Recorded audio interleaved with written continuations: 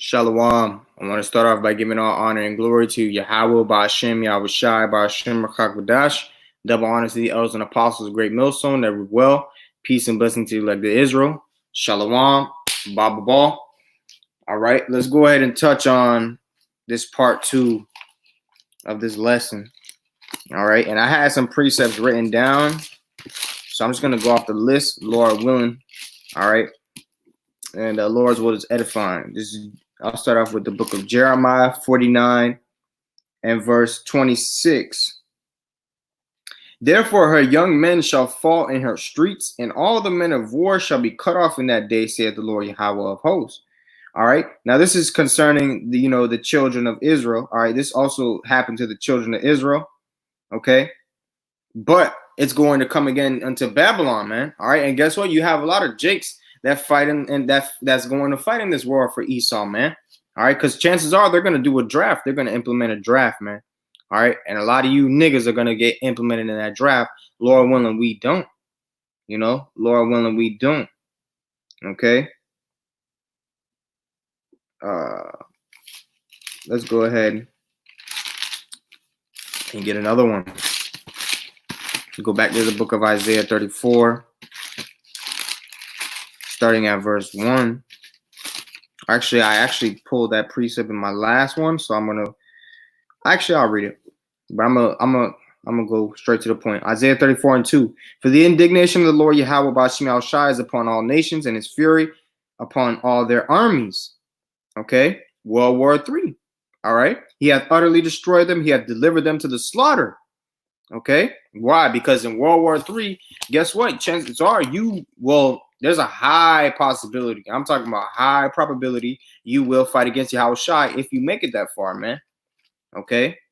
Because Yahweh Shai is going to come back in the midst of World War IIIs, man. All right? World War III. Okay? Isaiah 34 and 3. Their slain also shall be cast out, and their stink shall come up out of their carcasses, and the mountains shall be melted with their blood. All right? Why? Because the Lord is going to have you devils, all right, and all you heathen, a lot of you are going to be slain, all right. But the Lord said, what? He's going to have a great feast for the fowl of heaven, man. So all these different birds, they're going to be pecking on your dead body, man. That's why it says they shall not be gathered, buried, nor lamented, but they shall be as dung upon the ground, man. All right, and birds peck at dung, man. All right. This is Isaiah. Let me check the scripture out real quick. Do a little skim past the scripture. Come on, I'm just gonna verse Isaiah 34 and 4. And all the host of heaven shall be dissolved. All right, all the host of heaven, talking about all those armies that try to fight against Yahweh Shai in the heavens, you will be dissolved, man. Okay, if you try to fight against Yahweh Shai, you will be dissolved. All right.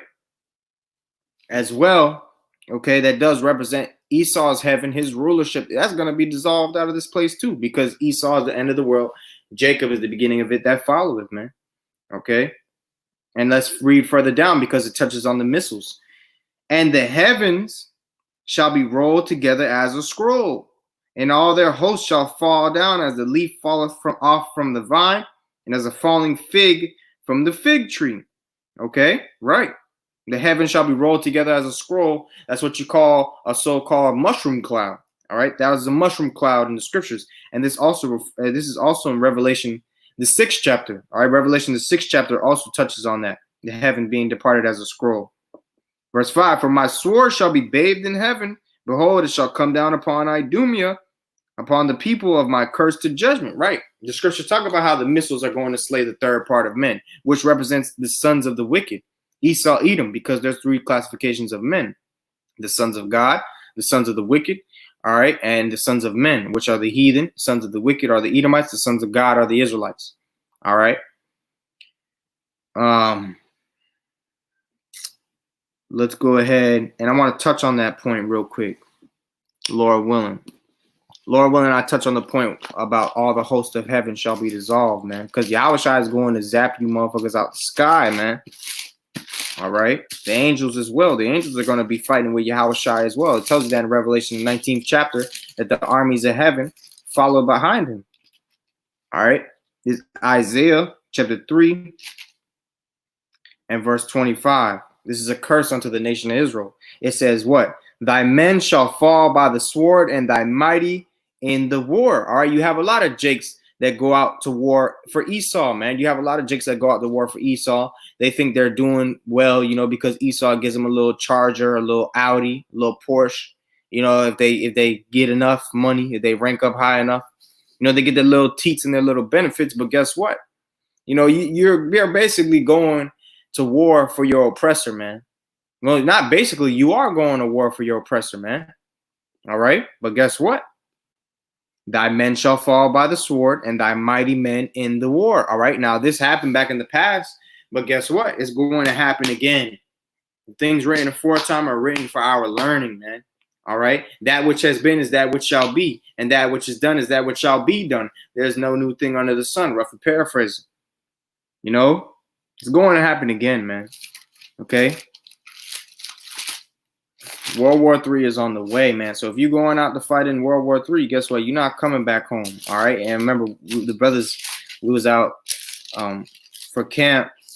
They had a veterans. It was during Veterans Day. They had a Veterans Day, or it might have been around the day of Veterans Day. Nevertheless, they had a Veterans Day parade, and there was one float, or what was they call it? I think they call it a float or a Mary, something like that. But basically, the things that drive by in the streets, they had one thing where it said, "We'll be home for Christmas." You ain't coming back home for Christmas, man. All right, because you're gonna be through. All right, and when Yahushua comes back, ain't gonna be no motherfucking Christmas, man. All right, and I'm saying it like that because Christmas is wicked. All right, ain't gonna be no Christmas in Yahushua's kingdom, man. Hell no. All right, and anyone trying to celebrate Christmas in the kingdom to come, you're gonna be through it. All right. All right, but we're not gonna have to worry about that as far as the nation of Israel goes, because the Israelites are going to be made perfect. All right. This is 2nd Ezra 16. I'll start at verse 33, going straight to the point. The virgin shall mourn, having no bridegrooms. The women shall mourn, having no husbands. Their daughters shall mourn, having no helpers. All right. Why? Verse 34. In the wars, okay, in the wars. All right. So there's going to be multiple wars. Okay. You're going to have wars upon American soil. Okay. You know, and as well, you're going to have wars on foreign soil, man. All right, that main war is talking about that World War III, though. All right, and Yahushua is coming back to fight in World War III. That's really going to be a war of the worlds.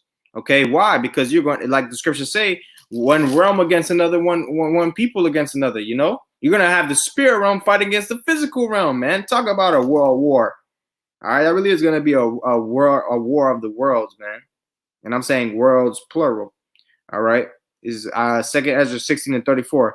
In the war shall their bridegrooms be destroyed, and their husbands shall perish of famine. Right, you ain't coming back home for Christmas, man. You know, depending on the time of the war, you know what I mean? But I'm just being facetious. Nevertheless, the point is, all right, in the war shall their bridegrooms be destroyed, and their husbands shall perish of famine. All right, yeah, there's a famine coming too.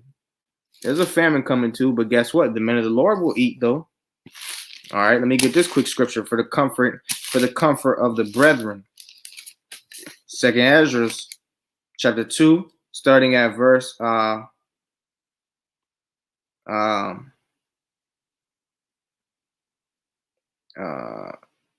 24. Abide still, O my people. Be still and know that I am the Lord Yahweh. You know, don't make haste, man. Trust in the Lord. Abide still, O my people, and take thy rest, for thy quietness shall come.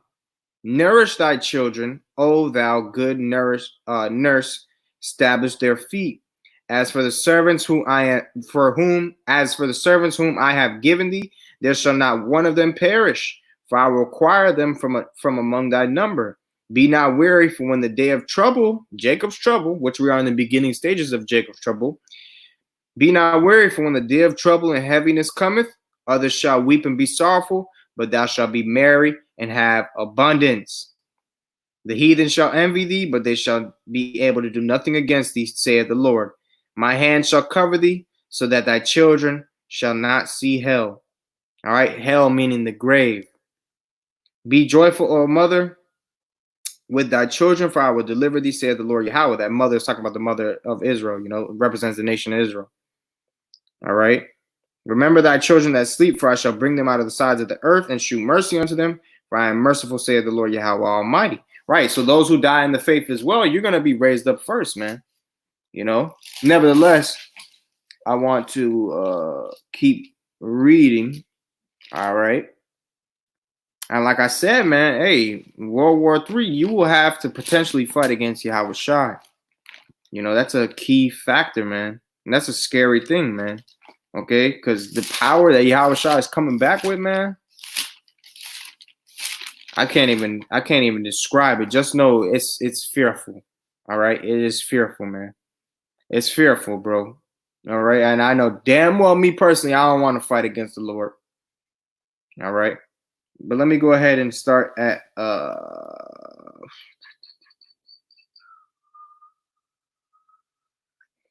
27. Jeremiah 51:27. Set ye up a standard in the land, blow the trumpet among the nations, prepare the nations against her, call together against her the kingdoms of Ararat, Mini, Ashkenaz. All right. Now these are going into these different kingdoms of World War that will be fighting in World War III. Okay. Now I do have the breakdown on it, so let me make sure I'm coming correct with it.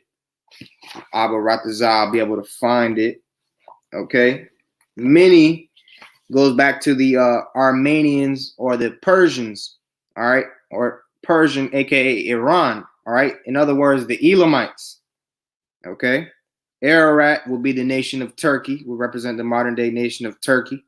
All right. And Ashkenaz, okay, which would represent the Slavic countries, man, such as the Czechs, East Slavs, the Ukrainians, the Russians, the Belarusians, South Slavs, the Serbs, the Bosniaks, the Slovenes, and the Macedonians, man.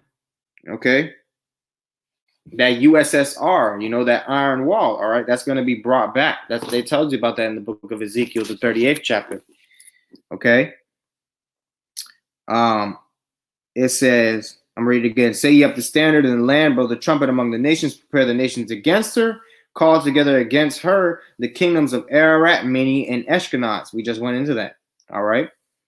Appoint a captain against her. What's that captain? Who's the chief prince of Meshech and Tubal? Gog and Magog. That's Russia. Okay, that's that captain. Appoint a captain against her.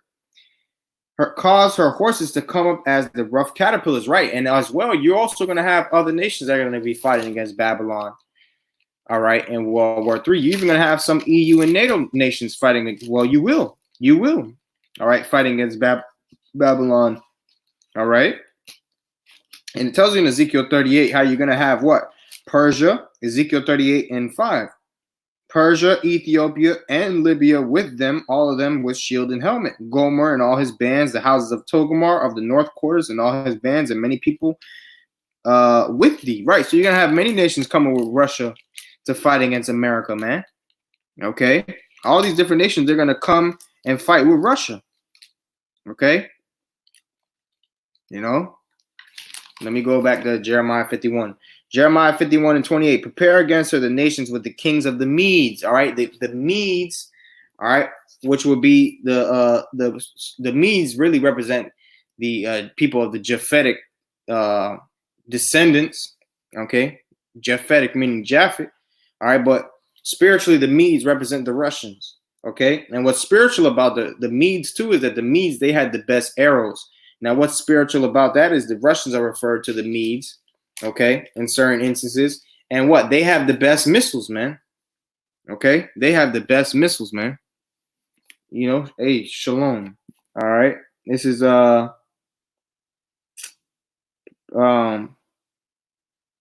all praises to Yahweh Bashim Yahushua. I just wanted to mention that as well. All right? Prepare against her the nations with the kings of the Medes, the captains thereof, and all the rulers thereof, and all the land of his dominion. All right. And the land shall tremble and sorrow for every purpose of the Lord Yahweh shall be performed against Babylon. Ooh, mean every judgment the Lord has set out for you devils, man, it will be performed against you. Okay? I'll read that again. The land shall tremble in sorrow, for every purpose of the Lord Yahweh shall be performed against Babylon, to make the land of Babylon a desolation without inhabitant. Right. Okay? You're not going to have men pitch tent in Babylon after this place is destroyed. It's just going to be a place for wild desert creatures and creatures of islands. The mighty men of Babylon have forborne to fight. They have remained in their holds. Their might hath failed. They became as women. They have burnt their dwelling places. Her bars are broken. The bars are representing how America has no defense, and America's missile system will be America's missile defense system will be outdated by the time of World War III, and the Russians shoot off their missiles, man. Okay, and even if you do defend a missile, guess what? It's still the missile is just that Russian that defense missile defense system. Slocky is a tongue twister for me. It's still going to be outdated. All right. Why? Because the Lord is going, like I said in the last lesson, the Lord is going to be controlling the missiles, man. So even if you do shoot off a little defense system for the missiles, guess what? The Lord is still controlling it. You're not going to be able to do anything against it. That's why it says in Jeremiah 51:29, I'm going to go to the point. For every purpose of the Lord Yahweh shall be performed against Babylon. All right. So you're not going to be able to do anything against the Lord and his purpose, man. And I want to get the scripture to prove, like I said, about the missile system. Lord, will I do a lesson on that too? Lord willing. You know, you get ideas to do lessons within a lesson, man. That's your pa. Wadiyah Bashmiel Shah. Man, I'm trying to find that. All right, the Wadiyah Bashmiel Shah. Joel chapter 2, and starting at verse 7.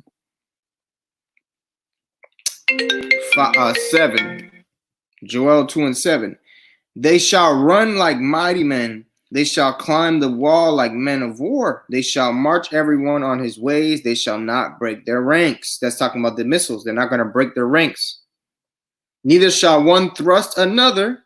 They shall walk everyone in his path. And when they shall fall upon the sword, all right, when you go into the word sword in the Hebrew, all right, it's shalachah. All right, shalachah means to send or missile. All right, meaning what? They're going to have missile defense systems. You're not going to have any defense systems that can stop the missiles in that day. And read it again. And when they fall upon the sword, they shall not be wounded. Whew. Heavy. All right. Jeremiah 51, verse 30. I read it again. The mighty men of Babylon have forborne to fight. They have remained in their holds. Their might have failed. They became as women. They have burnt their dwelling places. Her bars are broken. One post shall run to meet another, and one messenger to meet another, to shew the king of Babylon that his city is taken at one end. Right, and beloved brother Yeshaya taught me this breakdown. All right, meaning what? All right, that's going to be those military forces telling the president, which, you know, through the spirit, you never know, Donald Trump might be the president, to you know, have this place go out with a bang, so to speak. All right, telling the president that the U.S. forces are broken down. Okay, that's why it tells you in Ezekiel 38, a land or the village without walls, you know, that dwelleth carelessly. That's America. You know, that's America, man. America dwells carelessly, man. What do you see? You hear prophecy, judgments of the Lord. What do? They go and make memes. They make jokes out of it. That's dwelling carelessly, man. All right. I'm gonna keep reading. Salakia. Verse 32. And that the passages are stopped, and the reeds they have burnt with fire, and the men of war are affrighted. You should be afraid. Okay, especially because you're going to have to fight against Yahweh Shah. Verse 33, for thus saith the Lord Yahweh of hosts, the power of Israel, the daughter of Babylon is like a threshing floor. It is time to thresh her. Yet a little while, the time of her harvest shall come. Who's going to thresh the daughter of Babylon, though? That's the main question. Who's going to thresh the daughter of Babylon? Let's get the answer. All right, because like I said, you will potentially have to fight against Yahweh Shai. Revelation 14, starting at verse 14. And I looked, and behold, a white cloud. Going back to that white cloud we read in Revelation 6. The white cloud is talking about Yahweh Shai coming with a chariot. And upon the cloud one sat like unto the Son of Man, having on his head a golden crown, and in his hand a sharp sickle, threshing floor. And another angel came out of the temple, crying with a loud voice to him that sat on the cloud, thrust in thy sickle and reap, for the time has come for thee to reap, for the harvest of the earth is ripe. Okay? Right. The Lord is just letting your wickedness build up and build up and build up like a fruit. You ripe, or like a harvest, you let it get ripe, until it's time to reap. All right, or thresh. Okay. And verse 16, and he that sat on the cloud thrust in his sickle on the earth, and the earth was reaped. And another angel came out of the temple, which is in heaven, he also having a sharp sickle. Like we read in Revelation 19, the angels, the armies of heaven follow behind him upon white horses, because the angels are going to get busy along with Yahweh Shai. All right. Verse 18, and another angel came out from the altar, which had power over fire, and cried with a loud cry to him that had the sharp sickle. Power over fire, meaning you have angels over the office of the missiles, man. Like it tells you in Revelation 7 about the angels with the four winds. Okay. And also, let me keep going. Salaki. Another angel came out from the altar, which had power over fire, and cried with a loud cry to him that had the sharp sickle, saying, thrust in thy sharp sickle, and gather the clusters of the vine of the earth, for her grapes are fully ripe. Right. And that's twofold, because Israel, the elect, are likened unto clusters of a grape, but also Esau is likened unto grape clusters as well, treading the wine fat of the grape, so on and so forth, man. All right. And the angel thrust in his sickle unto the earth. It's like it thrust into his sickle into the earth, and gathered the vine of the earth, and it cast into the great winepress of the wrath of the Most High. So that particularly is talking about Esau. Esau is those grapes, man.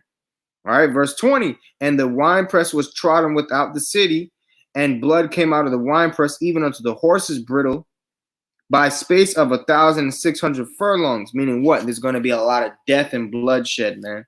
Like we read in Psalms 110, he shall fill the places with the dead bodies, man. He shall judge the heathen. All right. So you're going to have to fight against Yahweh Shai, man. You nations are going to have to fight against Yahweh Shai. Let's get another scripture talking about the threshing and World War III. This is perfect. Joel, the 3rd chapter. All right. These are all prophecies that we're coming into, man. Let me go to Joel, to Wadi Habashim Shai. Joel chapter 3, I'll start at verse 9. Proclaim ye this among the Gentiles, prepare war. Wake up the mighty men. Let all the men of war draw near. Let them come up. This is talking about World War III. Beat your plowshares into swords and your pruning hooks into spears. And what's that going into? These nations, they're what? They're putting their focus into what? Into war, man. All right. It says, let the weak say I'm strong. How is the weak saying they're strong? Why? Because they like the apostle says, they have the great equalizer, which is those missiles, man. All right, now America can't really bully these nations like it would, because why? These nations have missiles, man. All right, like this shit is folly, but I'm gonna say it for the sake of edification. There was this meme I seen when it was like it was like a SpongeBob meme, and the dude was like, the meme says, when they're trying to jump you, but you have a gun, something like that, and the old fish dude, he was smiling. So it's the same thing with these other nations. Let the weak say I'm strong. These other nations, like, America can't jump us anymore, so to speak. Because why? Now they have a gun, all right, which is what? Which is, gun is likened to a sword, but the missiles are also likened to a sword as well. Through the spirit, man. All through the spirit and power of Yahweh Shemel Shah. All right. Verse 11, assemble yourselves and come, all ye heathen, and gather yourselves together round about thither. Cause thy mighty ones to come down, O Lord Yahweh. Who are the Lord's mighty ones, man? The angels. The angels are the Lord's mighty ones. Okay? And guess what? Yahweh Shai is going to be leading the angels. So the mighty ones are going to come down, and they're going to thresh the daughter of Babylon along with you other nations. It says that his sickle put his sickle in the earth. Okay? Verse 12, let the heathen be wakened and come up to the valley of Jehoshaphat. This is how you know it's talking about World War III, man. For there I will sit to judge all the heathen round about. The Lord is going to judge you devils in the valley of Jehoshaphat, man. Yahweh's Shaphat, Yahweh's decision, or Yahweh's judgment. All right. Also, Armageddon, Harmageddon, Mountain of Troops. That's also going into World War III, Valley of Jehoshaphat. Joel 3:13. Put ye in the sickle, for the harvest is ripe. Come get you down, for the press is full, the fats overflow, for the wickedness is great. Like I said, the Lord is letting you devils' wickedness just get ripe. And then he's going to reap. Okay? Multitudes in the valley of decision. Right? Going back to what? Yahweh Shaphat. For the day of the Lord Yahweh is near in the valley of decision. Verse 15, the sun and the moon shall be darkened. Why? Because the missiles are going to block out the sky. And the stars shall withdraw their shining. Okay, why? Because the missiles are going to block out the sky, man. Okay? So like I said, man, you going out to war, ain't no coming back, man. Why? Because you're going to have to potentially fight against Yahweh Shai. And that's a battle that you will not win 10 times out of 10. All right? That's a battle you will not win 10 times out of 10, man. Okay? Thou shalt justify the righteous and condemn the wicked. And the scriptures say he's coming back to judge in righteousness and make war, you know? Revelation chapter 12. Let me get this real quick. Like I said, man, you devils, you don't know, man. You know, but you don't know. You know what I mean?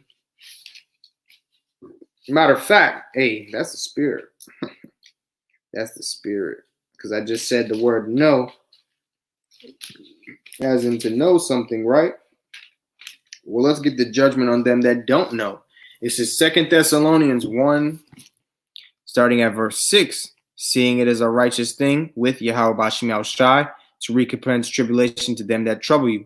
And to you who are troubled, rest with us when the Lord Yahweh Shai shall be revealed from heaven with his mighty angels. Cause thy mighty ones to come down. Call Halayim La Yahweh Bashim Yahushai Bashim Rakakodash.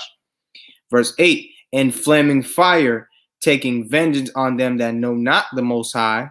And you know, but you don't know, right? I just said it, right? In flaming fire, taking vengeance on them that know not the Most High and that obey not the gospel of our Lord Yahweh Shai Mashiach.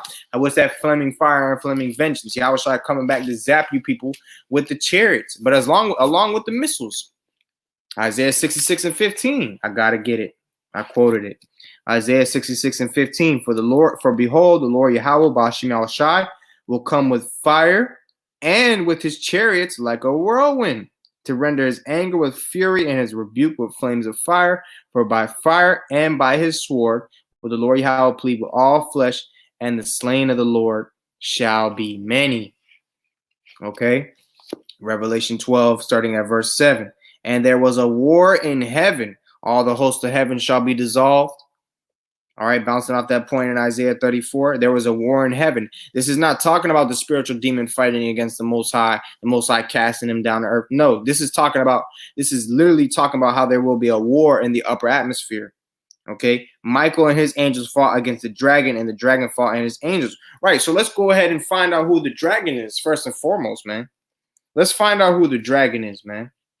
Okay, because we have to know that. We have to know who the dragon is, because you have people who think it's the spiritual demon Satan, which it's really the physical counterpart of the spiritual demon Satan. Now, who is the dragon? This is Revelation chapter 17 and verse 9. And here is the mind which hath wisdom, the 7 heads, which represent what? The 7 heads from that dragon. Okay. Let's look. Revelation 12 and 3. And there appeared another wonder in heaven. Behold, a great red dragon. What did it have?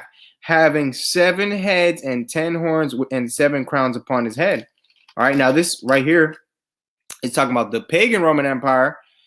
All right, back in that time. But here in Revelation 17, it's still referring back to the pagan Roman Empire back in that time, but it also refers to the Roman Empire reincarnated, which really is the same dragon. Like it says in Revelation 13, that the head was wounded unto death, but it was healed. The deadly wound was healed.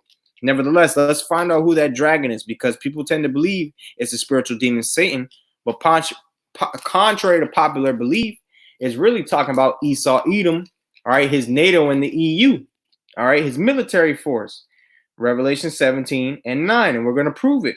And here is the mind which has wisdom. The 7 heads are 7 mountains on which the woman sitteth. What are the 7 mountains? That represents governments. The next verse is going to prove it. Verse 10, and there are 7 kings. All right, kings rule over governments. 5 are fallen, and 1 is, and the other is not yet come. And when he cometh, he must continue a short space. Right, and the 5 that are fallen are talking about the ones, the 5 that are a part of the 7 heads. All right, Germania Minor, Germania Major. You had Greece, French to Spain. Okay, and then it says what?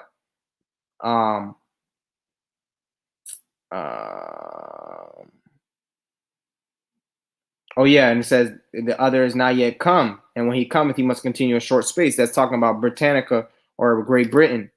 All right, and that 7th obviously will make it what? The Roman Empire. You know, altogether that's 7 heads. You had the Roman Empire, Germania Minor, Germania Major. You had Greece, the French, the Spanish, and then you had the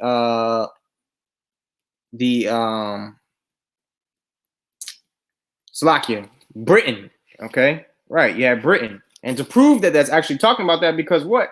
Out of the 7th head came what? The 8th. What came out of Great Britain? America.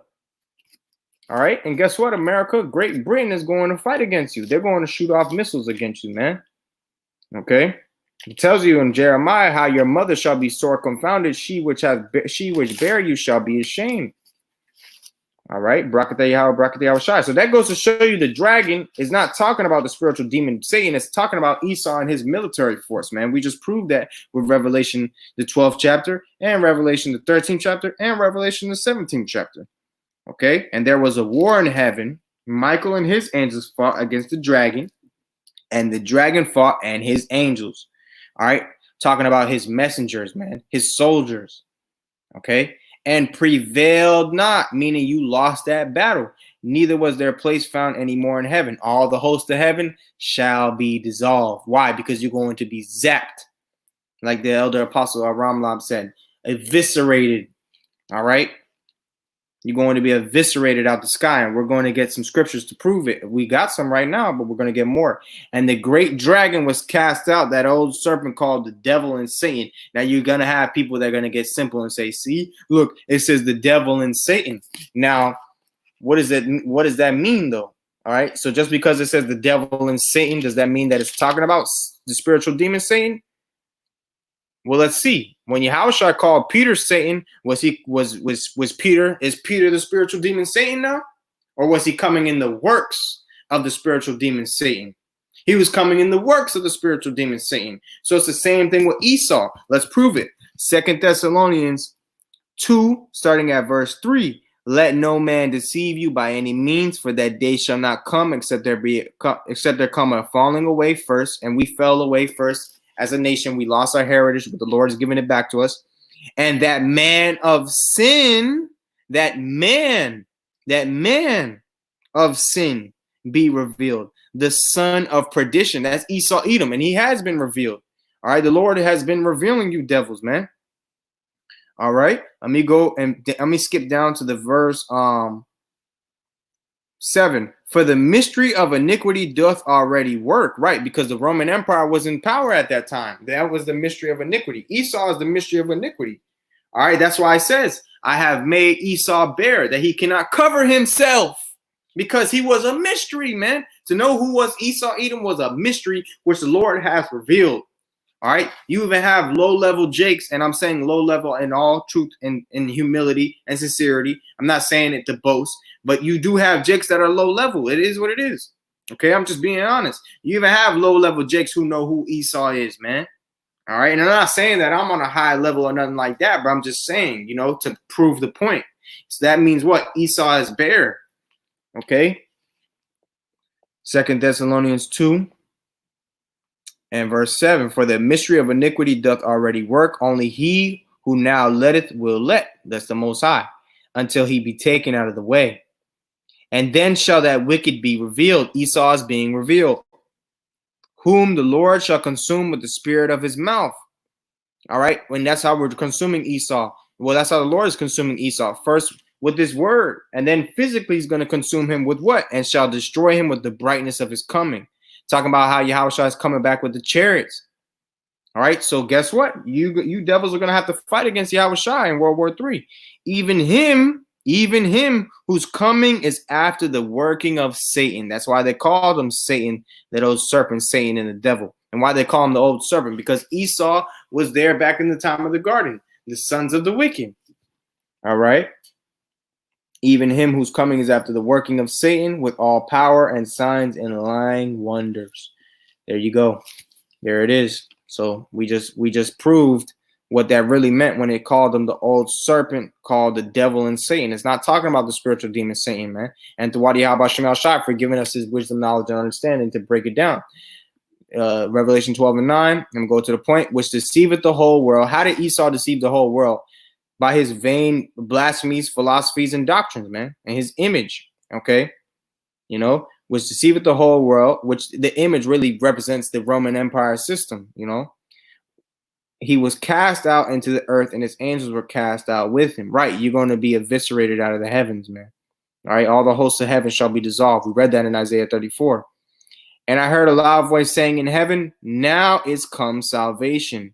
All right, so after the devil, Esau, Edom, is cast out of heaven, all right, it says what? Now is come salvation. So hold up. If this was talking about the time when Sakya, the spiritual demon Satan fought against the Most High in the heavens, you got a great war, so on and so forth, and Satan gathered 1/3 of his angels, and they fought against the Lord cast them down to the earth. And it says what? Now is come salvation. Hold up. Okay, hold up. All right, because it says now has come salvation. So after that war was to take place, then what? Then what? Salvation, meaning what? The Lord's kingdom is to come. We're not in the Lord's kingdom, man. And that battle that supposedly, so they say that battle that Satan had with the Most High is past tense. They saying it already happened. But we don't have salvation, man. We're still in this flesh. We need to be saved from our bodies, yet from this captivity. So where is the salvation? Crickets. You know, and I'm saying that with all humility, man. You know, and I heard a loud voice saying in heaven, now has come salvation and strength and the kingdom of our power. This is not the Lord's kingdom. This is not the Lord's kingdom. Let's prove it. Yahushua said it out of his own mouth that this wasn't his kingdom, man. Let's prove that this is not the Lord's kingdom. John 18 and verse 36. Yahushua answered, my kingdom is not of this world. If my kingdom were of this world, then would my servants fight, that I should not be delivered to the Jews. But now is my kingdom not from hence. So that goes to show you this is not the Lord's kingdom. The Lord's kingdom is coming and it's on its way and it's being ushered in. All right. Through the kingdom, which I'm talking about the men of the Lord. All right. The men of Israel, you know, nevertheless. All right, because the Lord did say that the kingdom was within us. Lord willing, we be a part of the elect. All right. It says, well, now has come salvation and strength in the kingdom of our power and the power of his Mashiach, for the accuser of our brethren is cast down, which is accusing before our power day and night. Right. There you go. Okay. There you go, man. There you go. And what's tricky about Revelation is that it jumps. The spirit jumps. Okay. That's why in verse 12, you know, you're going to have some scoffers that say, well, look in verse 12. Look in verse 12. You know, this is Satan has come down with great wrath, knowing he has a short time. All right. No, that's not talking about the spiritual demon Satan. I mean, it could be applied to the spiritual demon Satan in a way, but it's really talking about Esau, Edom. That's what it's really talking about. Okay. Nevertheless, I've seen this lesson go long enough. I'm going to do a part 3. Lord's will, his lesson was edifying. I want to give all honor and glory to Yahweh Bashim al-Shai, Bashim al-Kakadash, to Wadi Bashim al-Shai for giving me the spirit to do this lesson. Lord's will, it was edifying. Shalom and a Baba Ball. All right. Shalom.